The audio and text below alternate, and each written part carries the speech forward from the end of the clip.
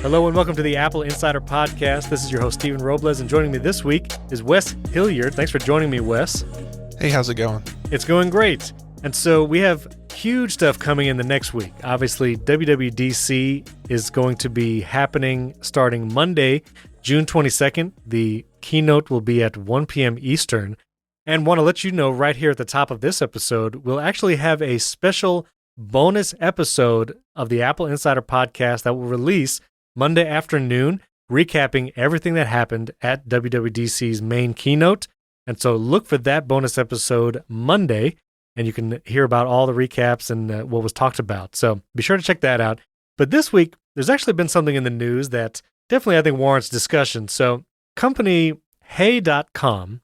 Hey.com is made by the team at Basecamp. Basecamp is a project management and teamwork tool.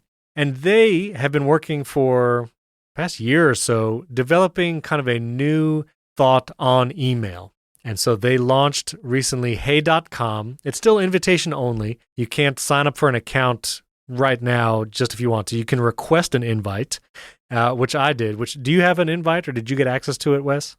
No, I didn't. I really hadn't even heard about it until this started. Okay. Hey.com, you can request an invite. That is the website too, just Hey.com.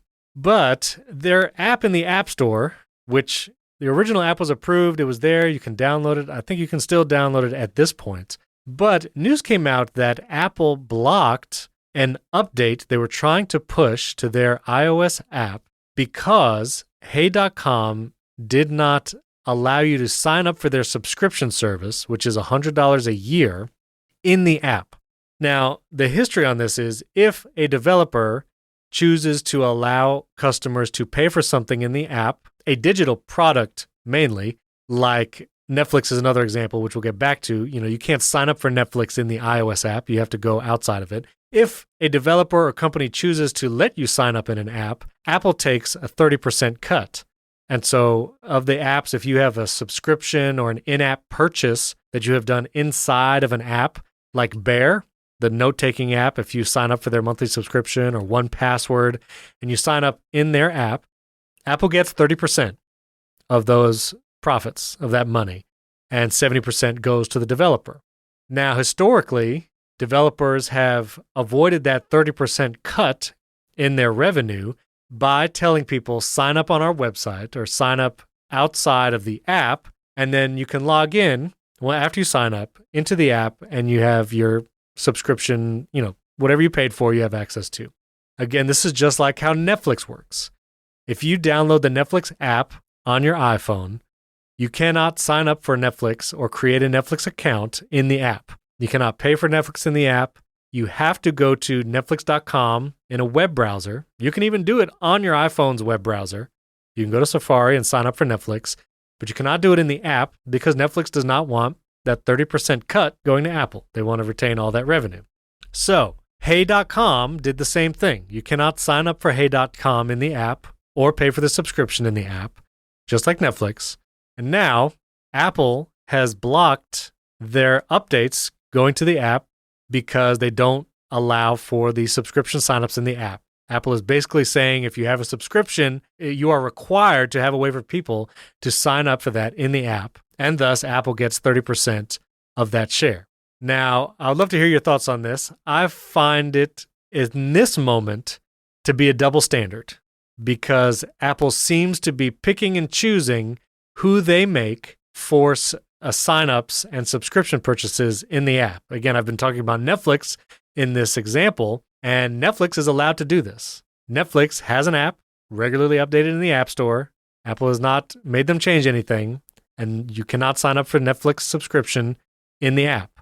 But to make Hey.com do it, while they allow Netflix to not have to have signups in the app, seems like a double standard to me. Yeah, absolutely. There definitely seems to be some miscommunication or double standard happening here. Obviously, apps like Spotify and other major companies who bring in a lot of revenue because of their presence on the App Store get kind of a special treatment or leeway when it comes to this type of behavior. Apple says that they have a a specific way of handling these kinds of judgments by looking into if the app is either for business or a reader app.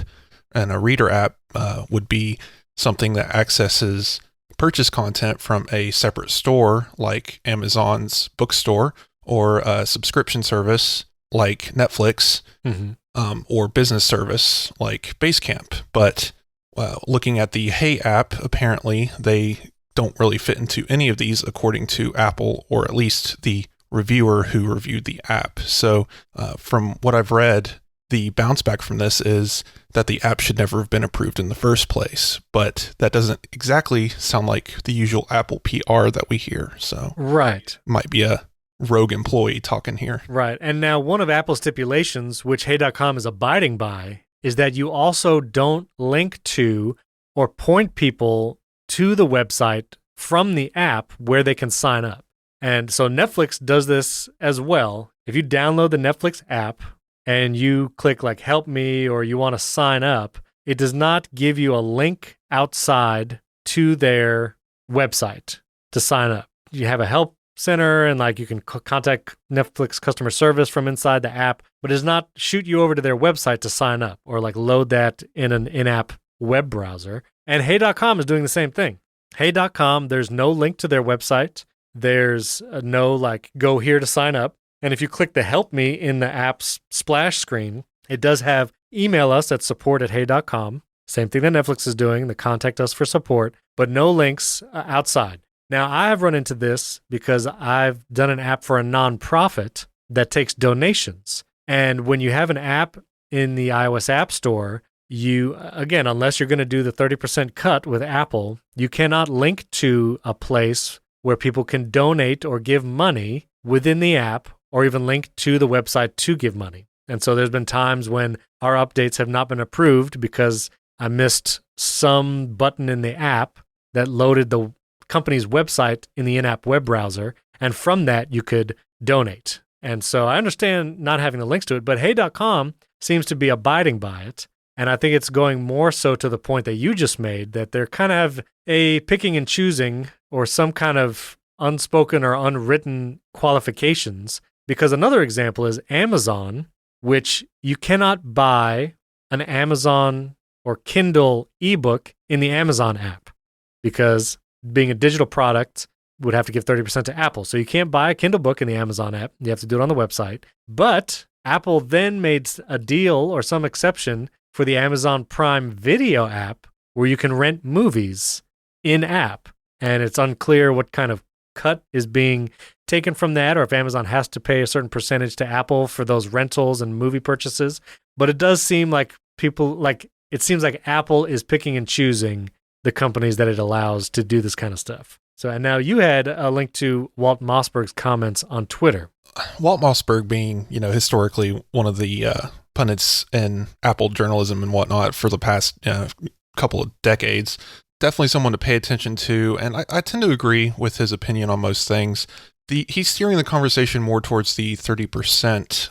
I don't think that's exactly where the conversation needs to be, because obviously you can debate all day if the 30% cut is too much or too or unfair.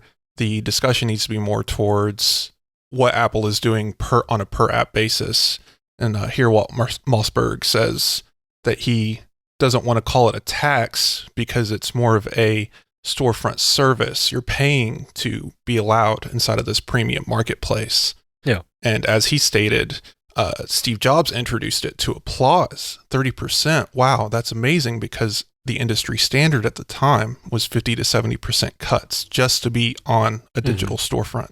Yeah, and I get this is Apple's platform, and so they can make the rules. Even if you were dealing with a brick and mortar store and you wanted your product in like Target or Walmart, Target is going to get some of the profits from your product because you are paying for the exposure and the accessibility of your product to be bought by consumers. And so, yeah, it's a huge service to companies when a company like Apple or Target lets your product be on their shelves or virtual shelves in the App Store's case. But I still think that there needs to be consistency across the rules that Apple is setting. Absolutely. 30%, fine. can sign up in the app, fine, but you can't allow Netflix and Hulu, other video services, other platforms, project management platforms too. Like I use the app Flow from the company MetaLab. It is a project management platform like Basecamp, which are the makers of Hey, and our company pays for that project management platform directly to MetaLab. Sign up in, when you download the app on your iOS device, all you get is a sign-in screen. You can't pay for the subscription there. You can't sign up. There's no link outside to the website where you can pay for it. You have to log in with the account that you created on the web. So I do think that this is an inconsistency in Apple's policy making or policy enforcing on these apps.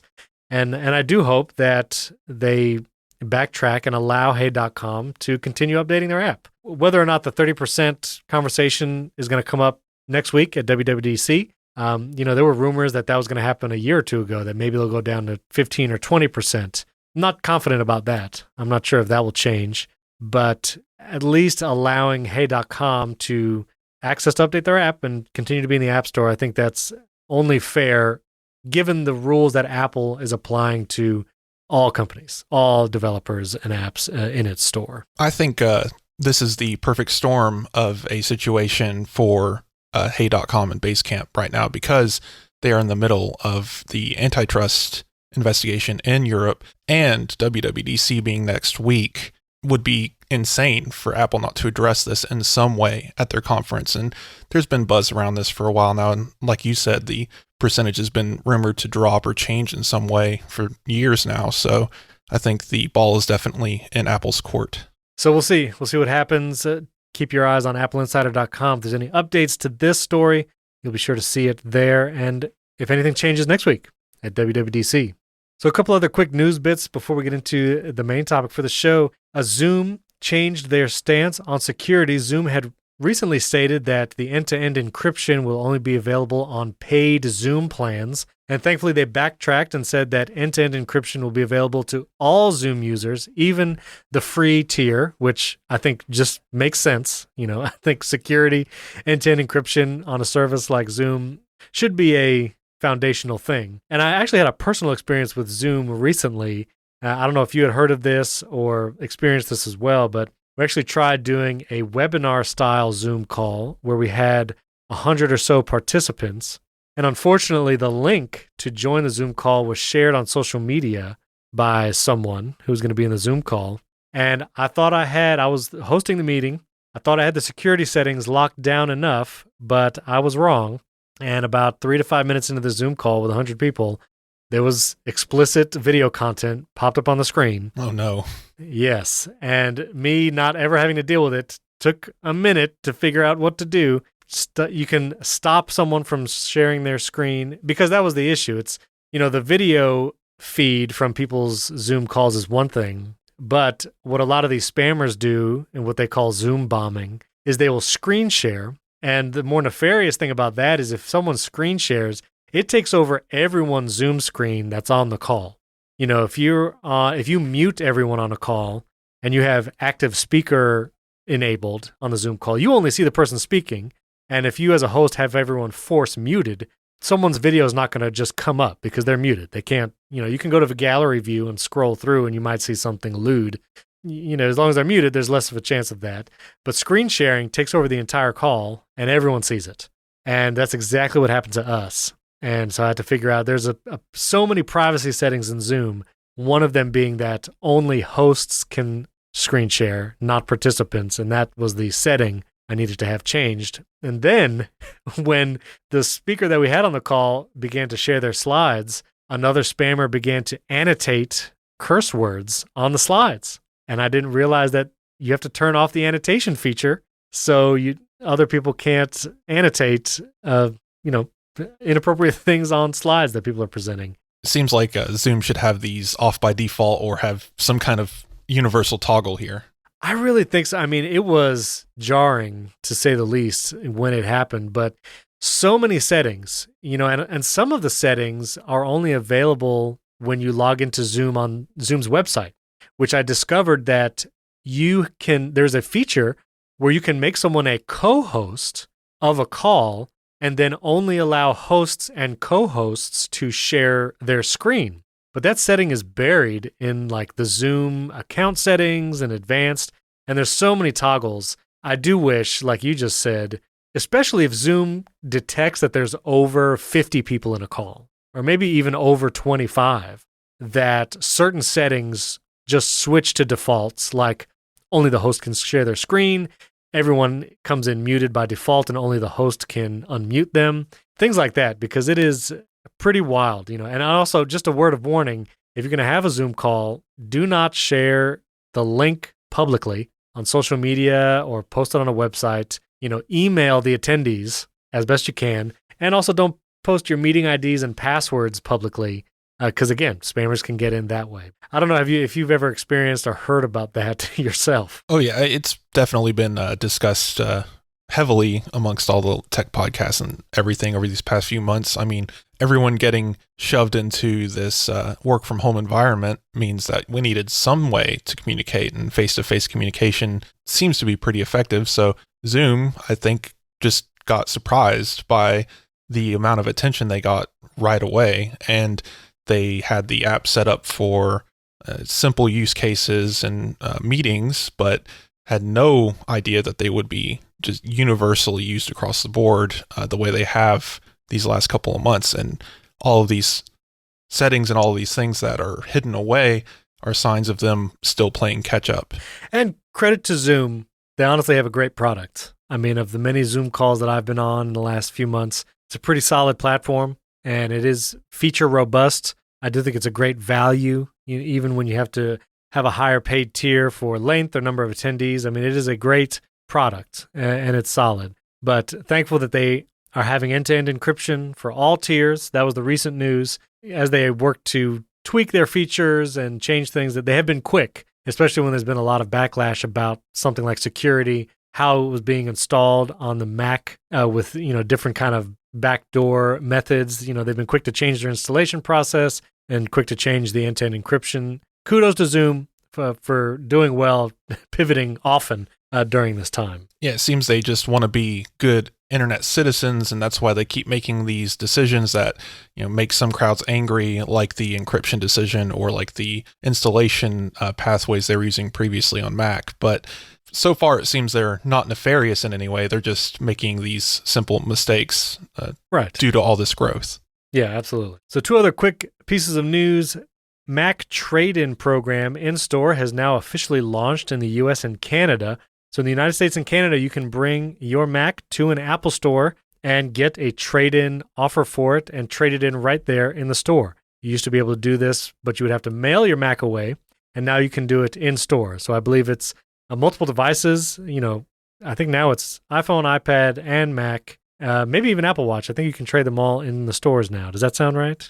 Yeah, it sounds right. So that is launched, and with that, a redesigned iMac icon was discovered in an alleged iOS 14 build. And so we talked about this rumor last week that an iMac redesign might be coming at WWDC this year, and the icon alludes to what it might be. Again, it's a very small, low-resolution icon, doesn't give you a bunch of detail, but it does look like maybe it's an even bezel around the screen, decreasing that chin space from the current model.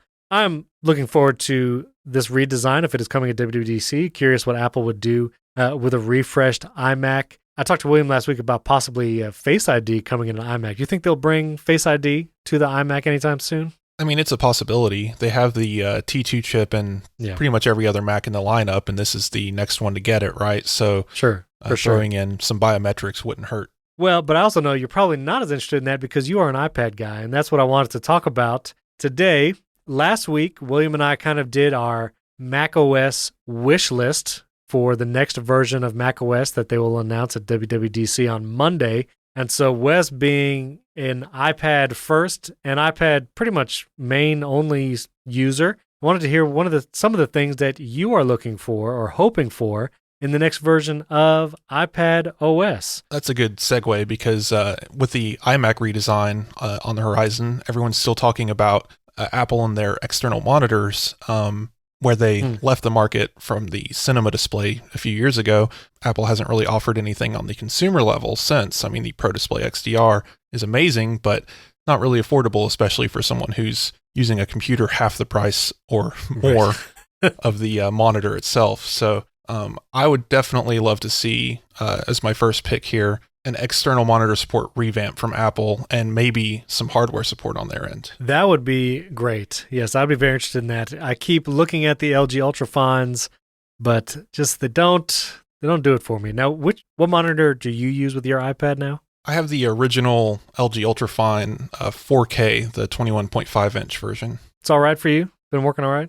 It's good. It is a little small. It does give you a little, more screen real estate than the 13-inch iPad does. And sure.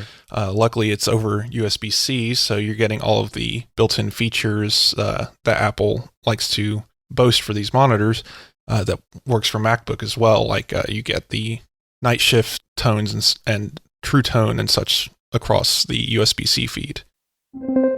This episode is brought to you by Mint Mobile.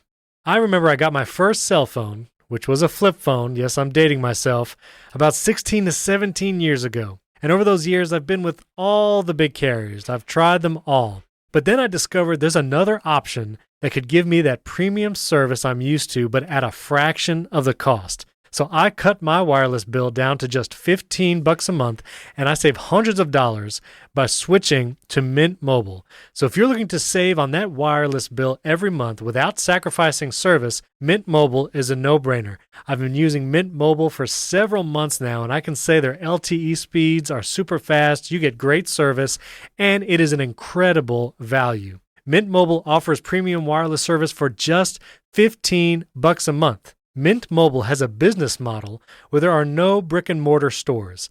Everything is online, so without those costs of retail, they pass that savings on to you. You go to mintmobile.com and you do everything online. Every plan comes with unlimited nationwide talk and text, plus incredibly fast LTE. You can use the iPhone that you already have now with any Mint Mobile plan. You keep your phone number or get a new one. And if you're not 100% satisfied, Mint Mobile has you covered with a 7-day money-back guarantee. If you switch to Mint Mobile, you can get premium wireless service starting at just $15 a month. I also find one of their owners to be pretty cool, Ryan Reynolds, Deadpool himself.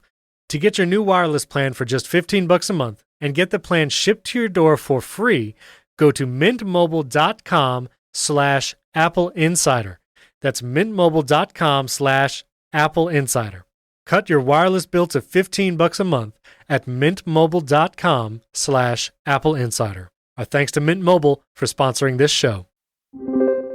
We talked actually about shortcuts the last time you were on the show, and I've increased my shortcut usage, especially with HomeKit stuff. We've talked about that on HomeKit Insider, our other podcast on AppleInsider.com. But I would love to see a better way to organize and sort shortcuts in the Shortcuts app. And maybe that is folders or some kind of groupings. But as you increase the list of shortcuts in that app, it becomes a little untenable to find. I mean, you can search, but I would love to be able to group them by use case or by company or something. And so maybe some kind of folder or organization method would be nice. Yeah, right now, the app Launch Cuts, I believe it's by Adam Toe, makes this app that lets you sort all of your shortcuts into folders and now subfolders in a recent update, and it works great. I mean, you don't have to reinvent the wheel here. Organization has been a part of computing for the entirety of it, and I think Apple just needs to throw in this, what seemingly is a very tiny amount of support that we're asking for. Organization is huge, especially if you're someone with 100 or 500 shortcuts. Now that Launch Cuts, I feel like I've heard of it before, but I'm just now looking at the app on the website. I would feel bad, man, because this could be easily Sherlocked if Apple launches, these kinds of changes. But I'm going to check it out. There'll be a link in show notes to launchcuts.com, a way to organize it. And all your shortcuts just appear in this app?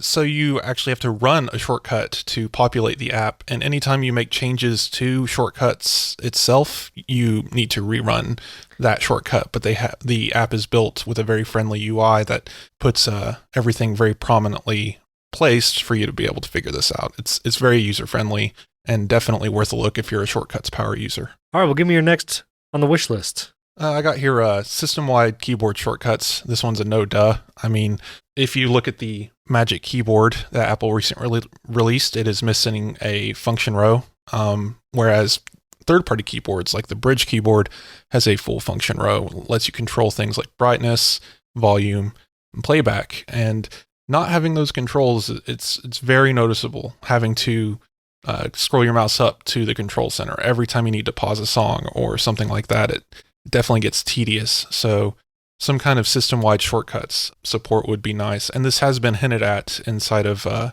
other leaks before. Yes, that would be much appreciated.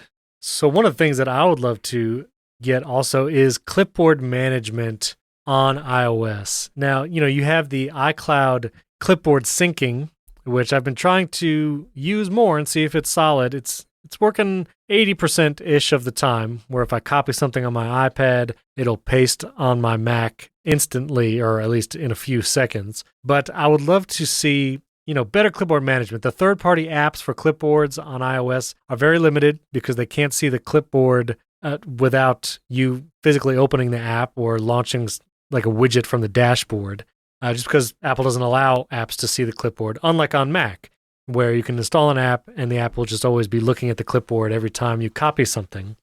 So I would love to see if Apple either does a first-party ability or some API, something where you can just have in the background getting your clipboard whenever you copy something, and you can go to an app or someplace to reference all the things that you have copied in the last, the last 100 clips or something like that. So better clipboard management is something I'm hoping for. Yeah, definitely fall into this camp. This is a big one. I mean, imagine you're text editing and you cut out a paragraph that you want to move, and then you get distracted and copy a link. Well, you've just lost your paragraph, and right. There's nothing you can do about it. Exactly.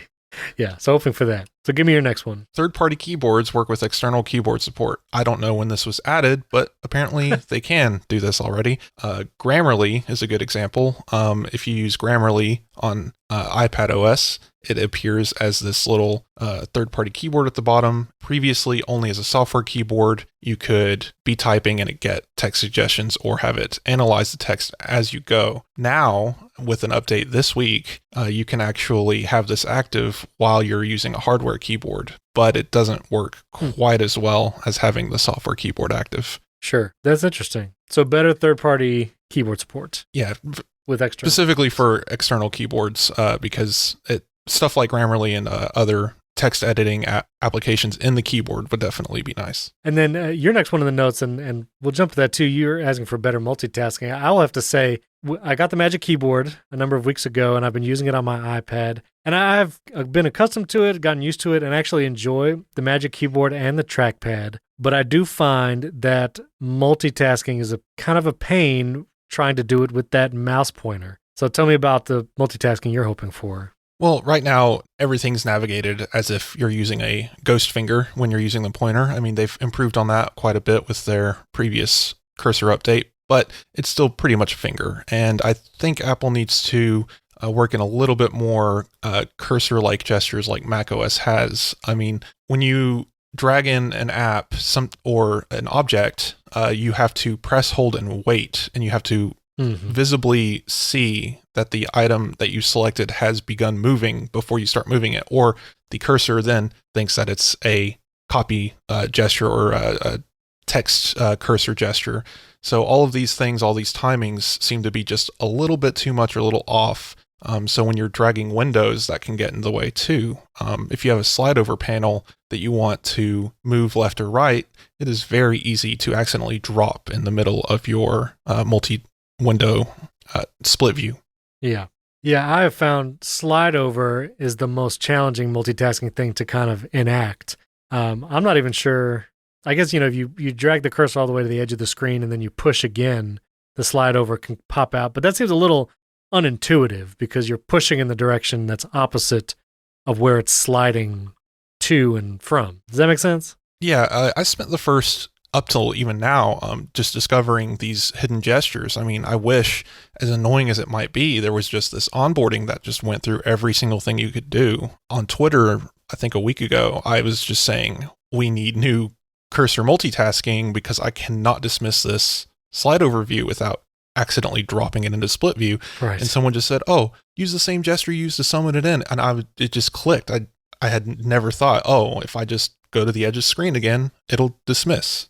It's insane. That's weird. Better multitasking support for sure. This episode is brought to you by ExpressVPN. You've heard me talk about how important it is to have a VPN before. And on this show, you've heard me talk a lot about my favorite VPN, the one that I use personally on all my devices, which is ExpressVPN. Especially if you're working from home now, or maybe you're getting back out and working in an office or public spaces, it's even more important to choose a VPN you can trust. And I believe that ExpressVPN is the best VPN on the market. Here's why. ExpressVPN doesn't log your data. If you choose to use a cheap or free VPN, they're probably making money selling your data to ad companies. ExpressVPN does nothing like that, and it doesn't log your data. They have a special technology called Trusted Server, and it makes it impossible for their servers to lag any of your info. Also, ExpressVPN is super fast. If you ever tried to stream video on some other cheap VPNs, you've probably noticed that it's slow and sluggish. I've been using ExpressVPN for months now, and the internet speeds are blazing fast, and I never have an issue streaming HD quality videos. And ExpressVPN is super easy to use.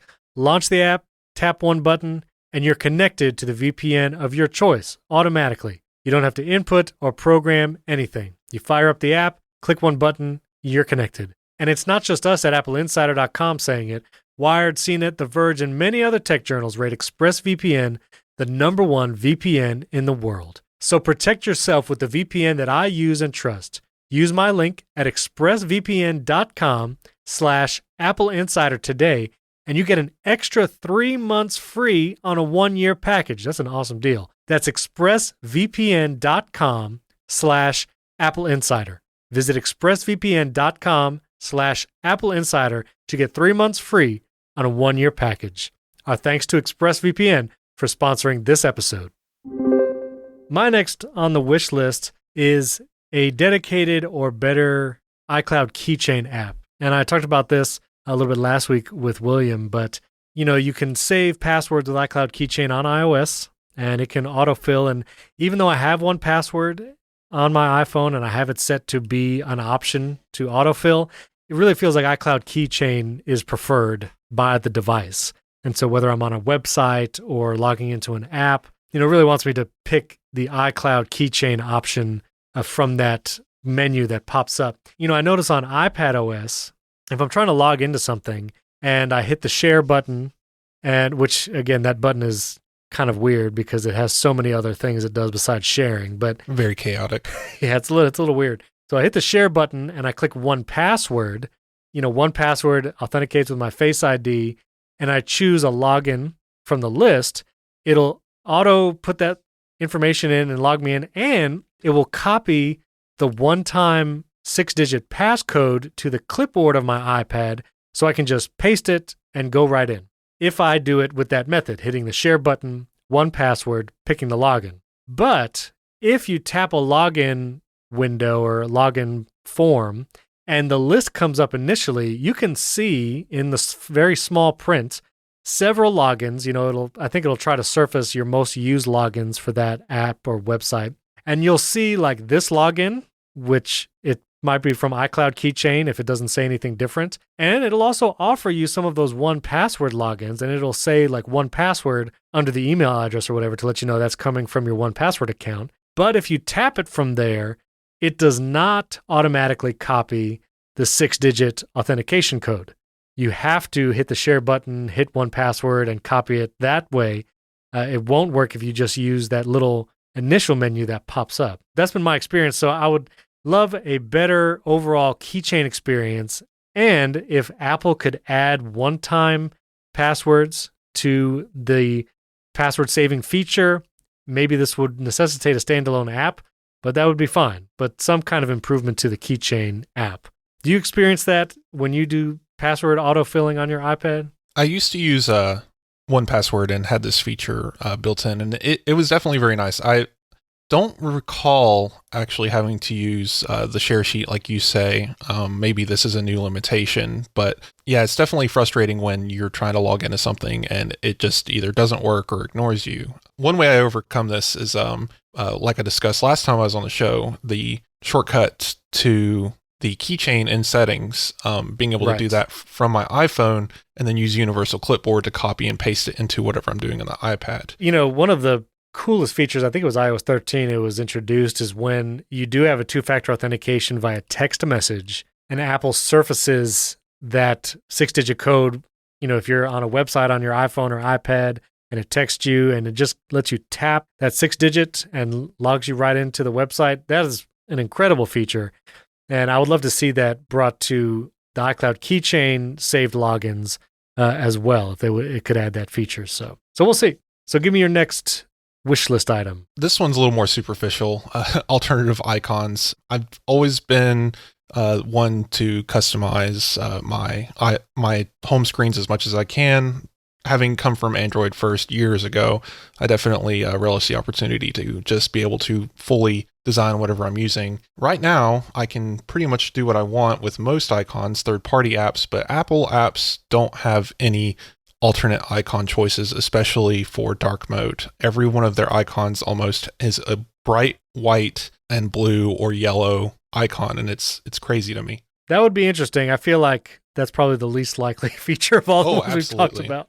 Yeah, that this one is my hopes and dreams more than actually expecting Apple to do anything with it. Right, for sure.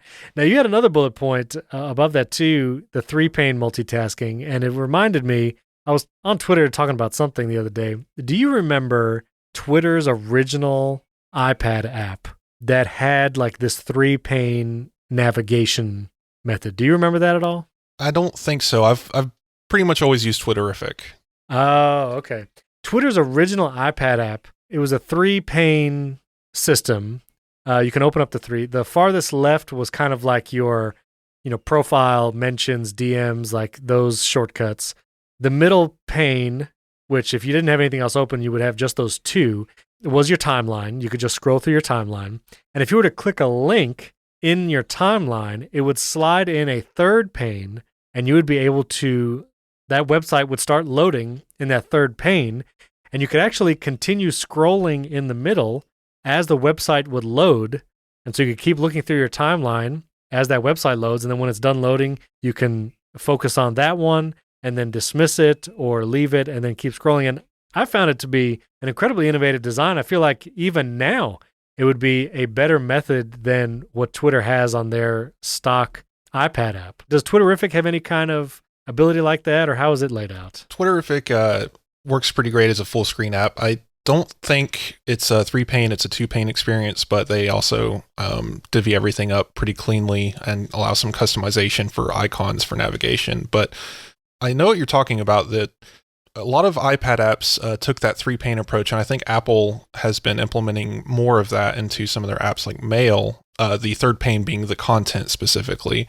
But Twitter itself using a browser in the third pane sounds pretty interesting. I would like to see that in the modern app too. Yeah, it was pretty cool from what I remember. Anyway, one other thing that I'm hoping for, I don't know if we'll see it in this WWDC or if it will take iOS 14 coming in the fall, but Final Cut on iPad.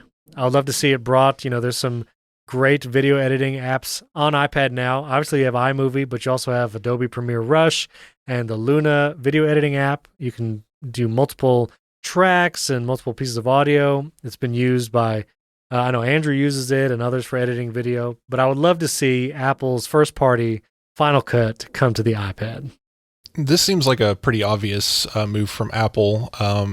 We need pro apps on the iPad. We need some kind of representation from Apple's developers to show third-party devs exactly what they can pull off using iPad hardware, and that's just completely missing right now. Yeah, so maybe we'll see it in WWDC. Wishlist item.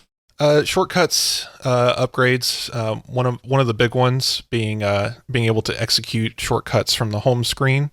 Right now, if you add a shortcut to the home screen, you click on it, it just opens shortcuts, runs it, and then proceeds from there. that can get pretty messy, especially for just utility type shortcuts, jumping around between 2-3 different apps before getting to your final destination.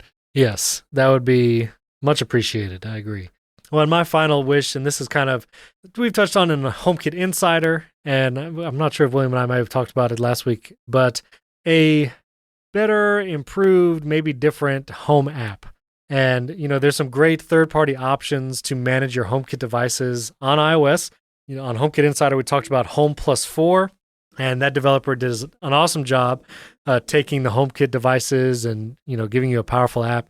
But I'd love to see Apple's first-party option become a little more robust, maybe make it a little more straightforward, or I'm not sure the right word, but for automations and some of the time-based and triggers in HomeKit devices, I would love to see that app be improved dramatically. And then also that be brought to the Mac app, which is a Catalyst app. I'd like to see that improved as well. Yeah, I use an app called Home Dash. That's a pretty fancy third-party app that lets you kind of build up your own kind of widget centers for each room of your house, and it works pretty well. I would definitely love to see some kind of change to the Home app, because right now the layout is a little bit plain, and it's hard to navigate if you have a lot of items, because everything gets the same size square with the same kind of text, and it can be hard to differentiate between a light and a switch just at first glance. So some kind of GUI representation of the home would be nice. Then this Home Dash app looks pretty good too. I'll put a link in show notes to Home Dash. You can check it out there. You might hear about that on HomeKit Insider pretty soon. That looks pretty cool.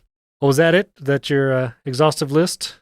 I wouldn't say exhaustive, but that's definitely the top priorities here. I just want to see a little bit more user-friendly. It's funny we didn't mention sitting here on a podcast. One of my biggest hopes is audio control across iOS, iPadOS. That is true. Fairwrite is the app that I've mentioned many times, but it's what I edit with. And you can record with Fairwrite. You can even attach, like a Focusrite or some other sound USB device to the iPad. You can even see, I think, up to 4 or 8 channels in Fairwrite now. And so it's very powerful, the kind of devices that you can connect to your iPad and work with. But yes, across multiple apps or across the system, sound and audio device options are very limited. There's no overall input or output settings like you have on the Mac. And yes, that would be great. And I would love to see APIs for those things. So people like the Audio Hijack creators, who also make an awesome app called Loopback, which allows you to really customize and group audio inputs and outputs, sending it to multiple places. I use Audio Hijack. I'm using it right now, actually, to record this podcast. So would love to see that stuff be brought to the iPad, and that would really make it powerful. I might do my podcast recordings on it if that was made available. So yeah, that's a great. Yeah, I'm using Fairwrite Studio to record right now. Mm-hmm. Definitely would be nice to be able to record the call and have the call on the same device and such like that. I think with all of the noise going on in the podcasting realm with Spotify acquiring people and stuff like that, I think it would be very strange to have Apple completely silent in the podcast area next week. So maybe we'll see something. Yes, we'd love to. Well, let us know, listeners, what are your wishes for iOS and iPadOS at WWDC this year? You can tweet at Wes and I. Our Twitter handles are in show notes. You can also email us. All of those links are in show notes. Everything we talked about, links are there. And you can check out the article on appleinsider.com/podcast. Check the article out there when it goes up. Also, be on the lookout for that bonus episode on Monday after the Apple keynote. And we'll do a rundown and summary of everything that Apple announces this year. And if you haven't yet, we'd appreciate a 5-star rating and review in Apple Podcasts. That helps us get discovered by people searching for Apple news and technology content. And don't forget to check out HomeKit Insider, the second podcast from AppleInsider.com, all about HomeKit devices and home automation. They have a new episode that will be coming out Wednesday after the WWDC keynote. It typically launches on Monday, but we'll do it Wednesday just in case any exciting HomeKit announcements come at this WWDC. Thanks for tuning in this week. We'll catch you next time.